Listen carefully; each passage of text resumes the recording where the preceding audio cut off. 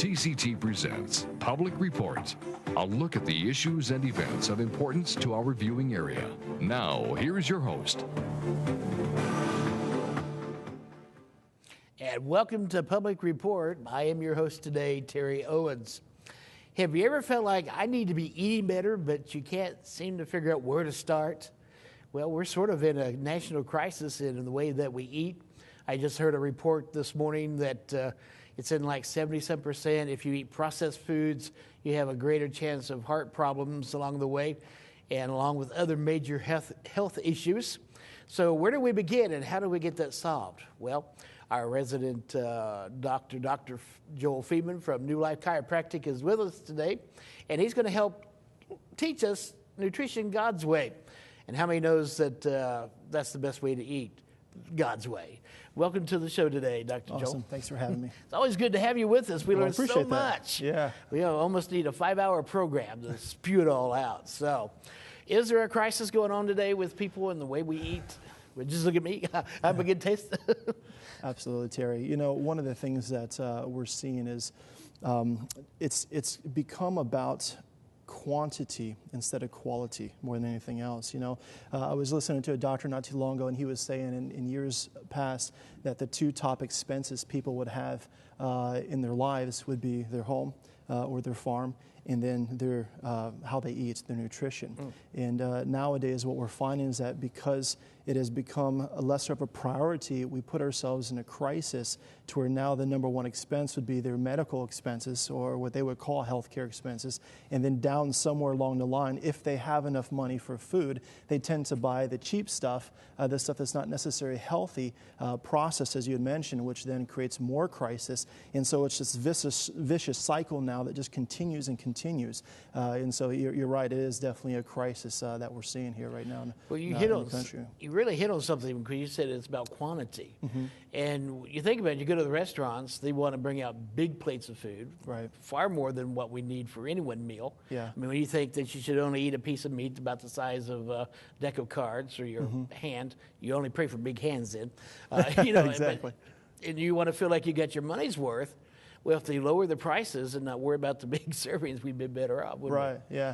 So you always see the big portions, the huge jumbo cups that they have now at the gas stations Super and whatnot. size. And yeah, I mean, it's just a little bit, I mean, it's not a little bit, it's a lot out of control, and it's a big problem.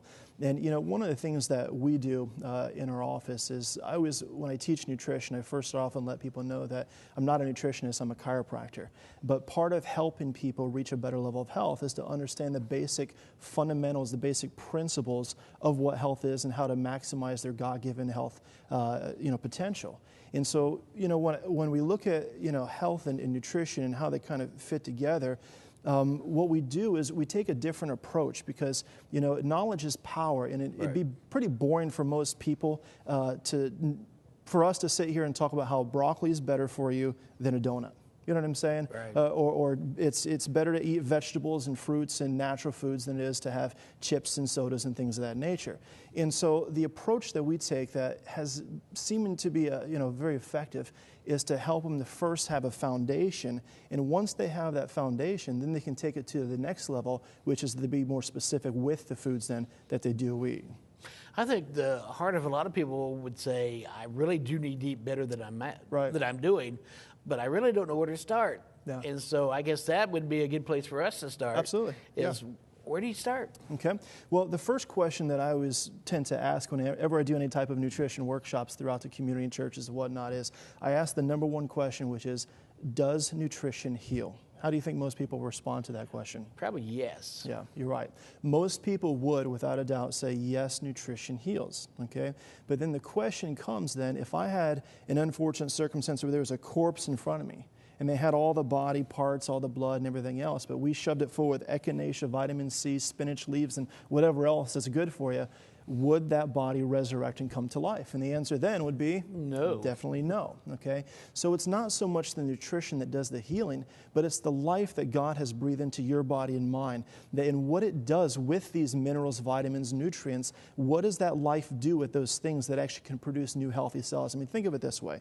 You know, if we needed more blood, Praise God that the way He created you in His own image, right, knows how to take the foods that you eat to make new blood, so you don't have to drink blood to get more blood in your body. Right. So you don't have to eat hair to get more hair. If you cut yourself, you don't have to eat skin to get new skin, because the miraculous way God created the body is there's a life inside of you that knows how to take those foods and turn them into living flesh. You know what I'm saying? Right. And so that's kind of a cool thing to really understand, because when we take it to the next level in terms of that level of understanding or foundation, then the more you're empowered with truth and knowledge, then you can start to recognize the difference between a healthy versus an unhealthy choice, okay? So when we break down nutrition, we first start off with just the basic principles. Number one, there's 3 components, okay? There's ingestion, there's digestion and absorption, and then there's utilization. Now, ingestion is very, it's kind of common sense. It's what we choose to put into our bodies as our food source, okay? Sort of like what you're putting in your gas tank in your car. Absolutely, yeah.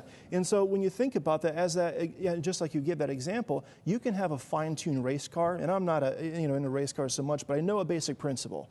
If I have a fine-tuned race car, okay, and I put into it diesel fuel or kerosene or even low-test gasoline, right, but it's designed to perform at a certain level with high-test fuel, okay, then it's not going to function. It's not going to do what it's created to, or the potential is for it to do, right, because you're not giving it what's required for it to do it at that high level. And the same thing with the body. Your body was created with the amazing potential to heal and be well, to fight off cancer cells, to eliminate the degenerative diseases that so many people have, or to prevent them in the first place, you see? Right. And so, one thing that I learned from Einstein, and I may butcher the quote, but he said something like this. He said, intellects will solve problems, but geniuses prevent them. You know what I mean? Yeah. And so it's one of those things to where once we understand that your body, it's what you put into your body, number one, that you're giving it.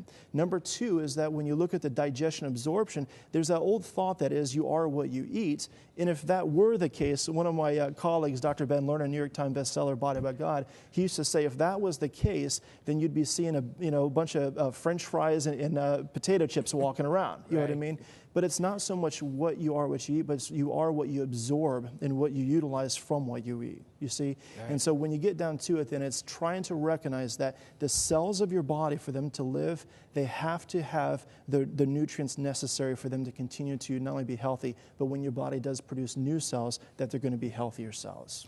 All right. Now, this is where a lot of people start freaking out, because they think, he's saying these things, and all of a sudden I've got to change everything. Yeah.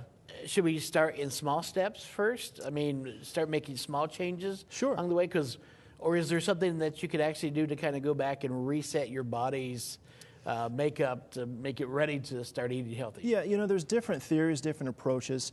One of the things that, as I mentioned, Dr. Ben Lerner from Body by God, one of the things that we've been teaching for years and years is it's called the addition-subtraction rule, okay? So let's say that, for example, somebody comes into the office and they're having a hard time because they're drinking, too much sodas. I just had a patient come in the other day, Brandon, who said that he was consuming about 2 liters of soda per day. Wow. Now, you look at that kind of stuff, there's obviously a need to start to reduce that substantially, you know what I mean? Yes. But if it's an addiction problem, then the problem has to come to where, okay, even if it's a cup of coffee, if it's a soda, if it's some kind of a junk food, is even if you have to, take and pour a little bit less coffee.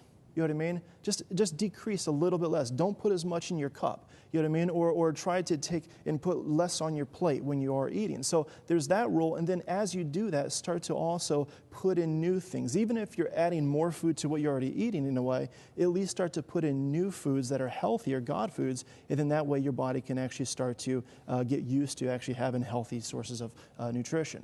So if I'm walking in the grocery store, let's say I'm decided I'm going to start making better choices, because that's the first step. Yeah. We got to start making better choices. And anyway, anytime we got to change, we got to make different choices than what we were. Otherwise, we end up doing the same thing. That's the definition of insanity. That's right. Einstein again, right? Yes. I'm brighter than I thought. So I'm going into the store. Are there some foods that we need to look for then as we're going in grocery shopping versus some foods we need to stay away from? Absolutely. I could go around and answer that a very long way, which I may do to some degree, okay? But one thing that a lot of nutritionists will teach their patients is a very simple principle. Number one, as much as you can, most stores nowadays, even here in town, are having a bigger selection of organic, natural foods. Okay, Right. so even in the sense, like let's say you go to a normal grocery store, it doesn't have to even be a health food store, although that's probably going to have even more of a selection. But stick with the outside aisles, because that's been proven to have at least more of the natural produces, things that aren't packaged and processed. So stick with that kind of stuff. And then in the event that, let's say, for example, your kids are addicted to sugary cereals, or you like to have potato chips and stuff, and that's not a good thing for you.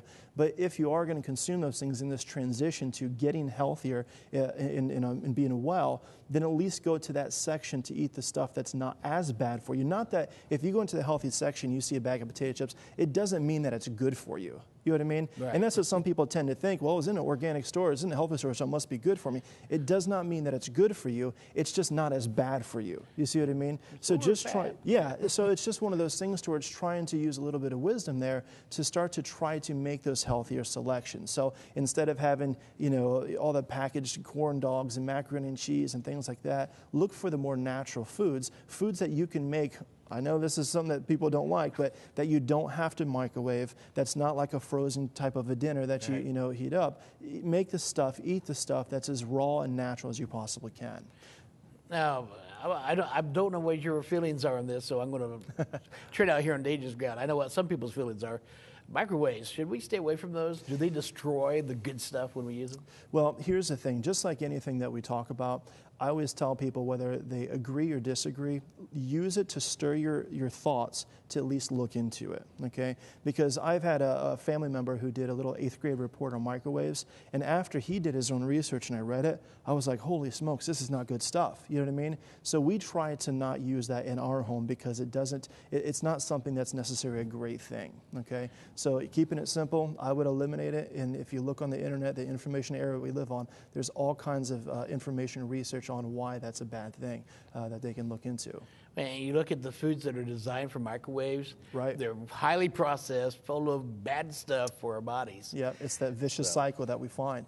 And here's another thing. When you look at, for example, when you said about making right choices, this is one of the things that we always start to look at when we start teaching nutrition or stress management or whatever else, okay? And number one is, how does your body know, for example, how to digest food? How does your body know how to, produce the enzymes necessary, how much acid to have, how much insulin should be secreted to balance out your blood sugar levels, how much, you know what I'm saying? Right. What's a good nutrient to pull into the body? However, what are the bad things that your body should try to keep out or push out of the body? You know what I'm saying? Right. So how does the body know all these different things that it's doing? Because your body is realistically doing tens of thousands of things every moment of every day, okay? And the way your body knows this is because it has something inside of it called innate intelligence, okay? And that innate intelligence is the life that God breathed into your body that basically is what makes you who you are, that allows you to live and to be well, okay? Right. But to differentiate, there's two types of intelligence, and the other one would be educated intelligence. Now, this is where it comes in. So you have the innate wisdom, which is to produce life, to be able to know what the body needs, what cells are healthy or unhealthy, how to produce new healthy cells, and that's what the innate wisdom is going to do, okay? The educated wisdom, then, is something that's more limited to where it's based off of what you learn in life circumstances. So when I am craving, let's say, my innate wisdom is saying that I'm thirsty. Here's where we get into a problem. I use my educated wisdom to determine what it is I'm going to drink. So if my body was truly craving something to drink, do you think my body, if I was thinking of it from a God perspective, okay, would it be craving water or would it be craving soda? Water.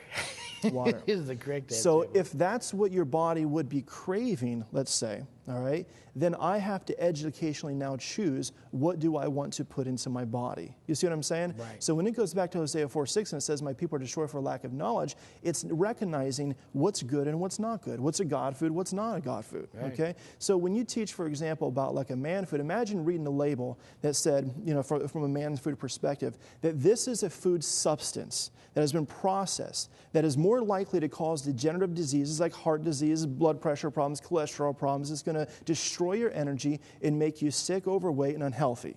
okay? That's essentially what a man food is going to look like. Right. God foods, on the other hand, are going to say, I specifically created you, every cell, organ, and tissue within your body. I created you in my image, and therefore I've also created for you foods that are designed to help you to thrive and not just get by, but to have energy, vitality, and living in you. You see what I'm saying? Right. And that's essentially, if you break it down, what the two different types of foods are doing. So it's then making the right choice to anytime you eat something, you're going, to make a selection or at a restaurant or whatnot, to start to make those healthy decisions, to where when you go into a restaurant, if that's the case, choose the water over the soda. You see what I mean? And you save about a couple bucks. Yeah, absolutely, yeah. And so they may look at you as you're cheap because your bill's not going to go up, right? But it's not necessarily that at all. You're basically planning for the next years of your life to be healthier versus not to be healthier. So you can keep going back. That's right.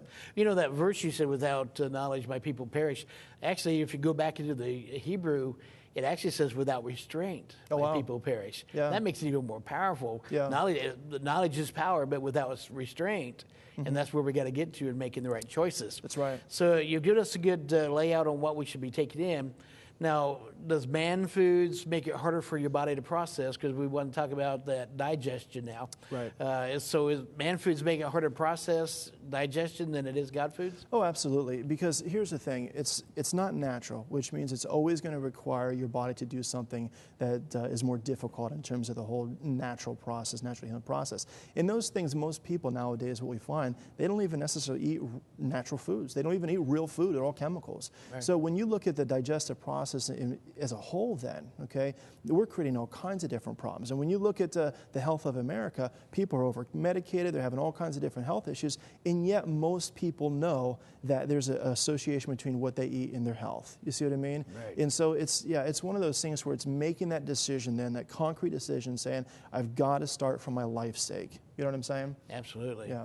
So talk us through digestion. Okay. I know that's a major part of what you're dealing with here. Well, I'll tell you, one of the hardest things that we teach for people to do is to identify what the foods are for, okay? So that can help a lot in the sense that you primarily have three types of foods. You have your carbohydrates, you have your proteins, and then you have your fats, okay? Right. So the carbohydrates, to make it simple, carbohydrates are basically your body's source of energy, okay? And that's broken down into the complex carbohydrates, your simple starchy type of carbs and whatnot.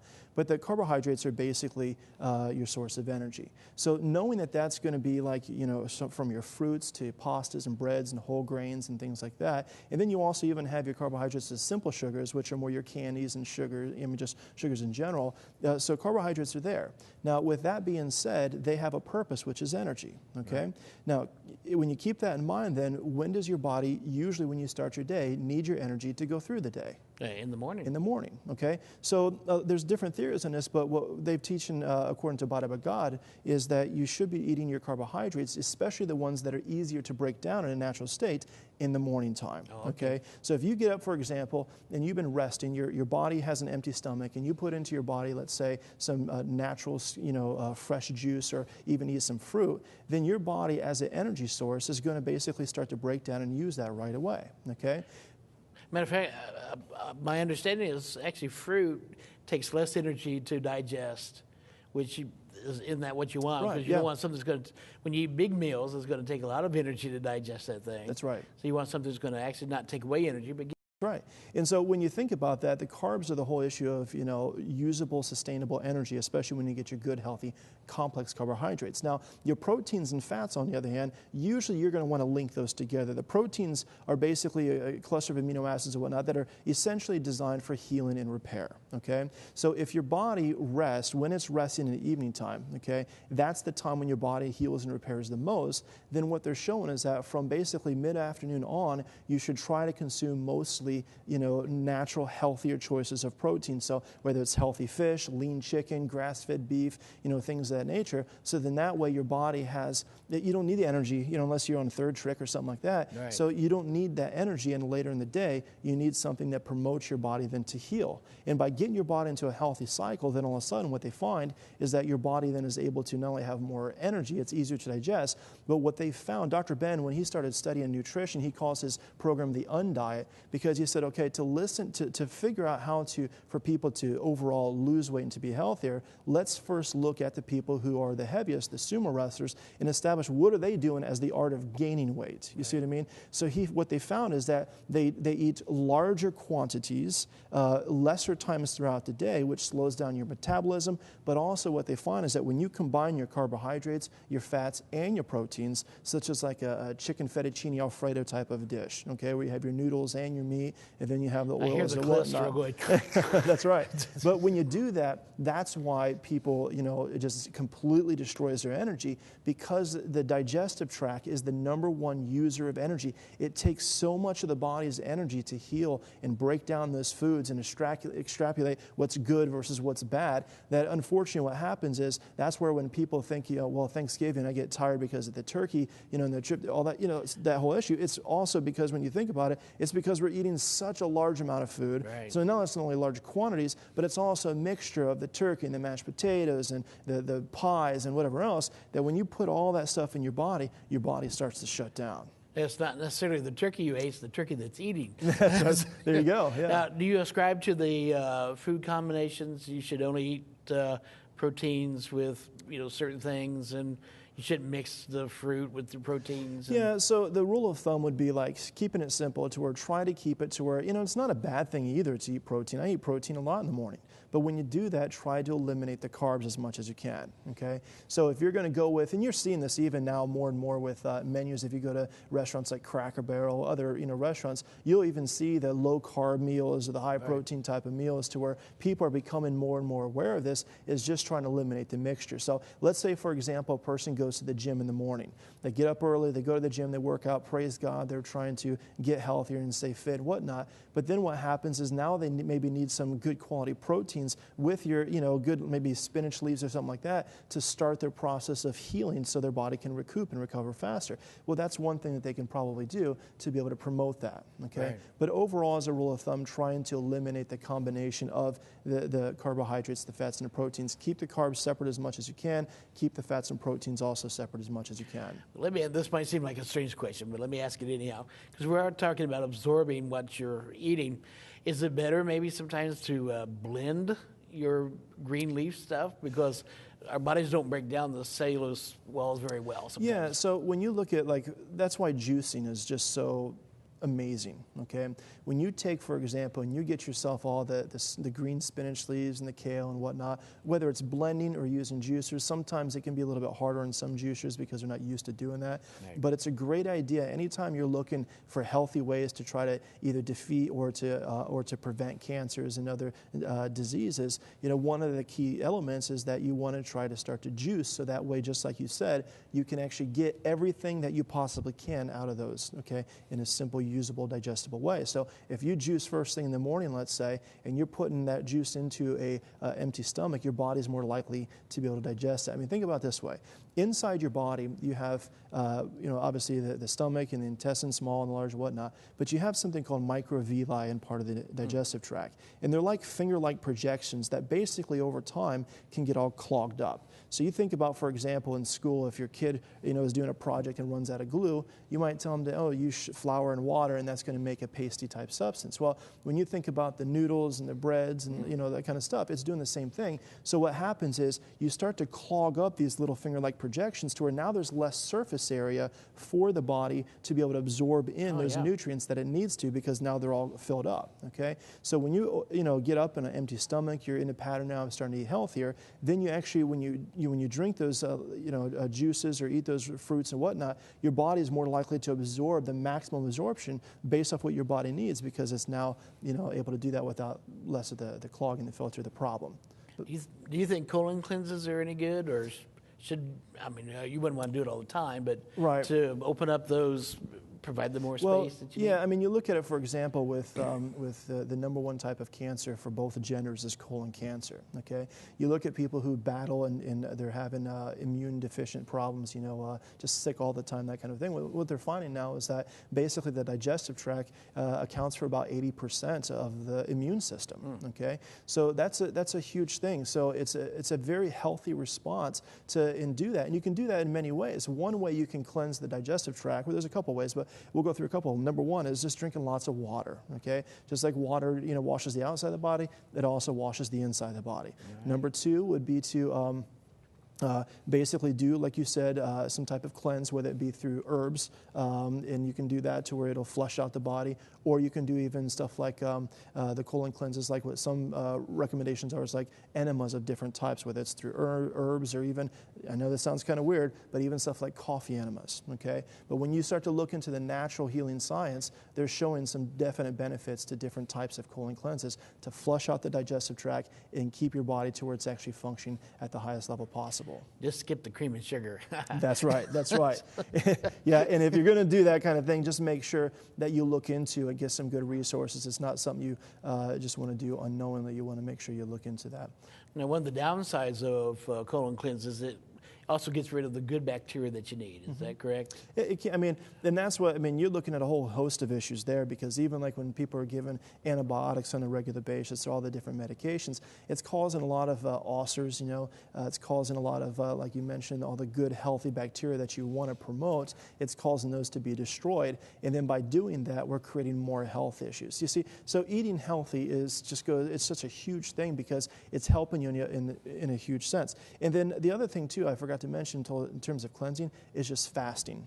Okay, yeah. And there's many different types of fast that you can do, whether it's just from sun up to sundown or for a couple days or whatnot. But it's one of those things to where fasting on a regular basis, they're finding that is very, very beneficial for keeping your digestive tract healthy. And it gives your body a chance to rest and rebuild itself, doesn't it? Absolutely. Yep. So let's just recap here real quick in the last couple minutes. Sure. Choosing God foods over man foods, so yes. Things that are living, yes, are always better choices than things that are in a box. Correct. Okay, good. And then imagine that, right? Yeah, who would have ever thought that one? So in our digestion, we want to use foods or try to eat foods that are going to make it easier for our body to digest. Yes, because that's where energy comes and goes. Is whatever power it takes to digest what you're eating. That's right. Correct. And then make sure we're taking in foods that are going to give us the maximum amount of nutrients that we need. Yes. You can survive on Twinkies, but it's not going to make you healthy, right? It's not going to make you healthy. Well, we can't eat Twinkies right now. They're out of order. Maybe that's a good thing. That is a very good thing. Had to go through Twinkie withdrawal. Wow, a lot of great information today, Dr. Joel. And we appreciate you every time that you're on Public Report. And I think you're making a big impact in the lives of people. So I'm glad you joined us today. I hope you've been taking notes. If you haven't, then you get a hold of the station, watch these over and over again if you can. And I'm sure they may re-air this more than one time because we want you to be healthy. A healthy audience is a happy audience, and a happy audience will keep watching TCT because that's a good thing to do for your soul and your spirit and now your health. We appreciate Dr. Joel from New Life Chiropractic for being with us today. What great information, and we appreciate you for watching. Matter of fact, I encourage you to send the biggest love gift you can to TCT, Post Office Box 1010, Marion, Illinois 62959. God bless you, and we'll see you next time on Public Report. This has been Public Report. Public Report discusses the issues of interest and importance to our viewing area. Please remember that the views expressed by our guests are their own and do not necessarily represent the views of TCT or the station.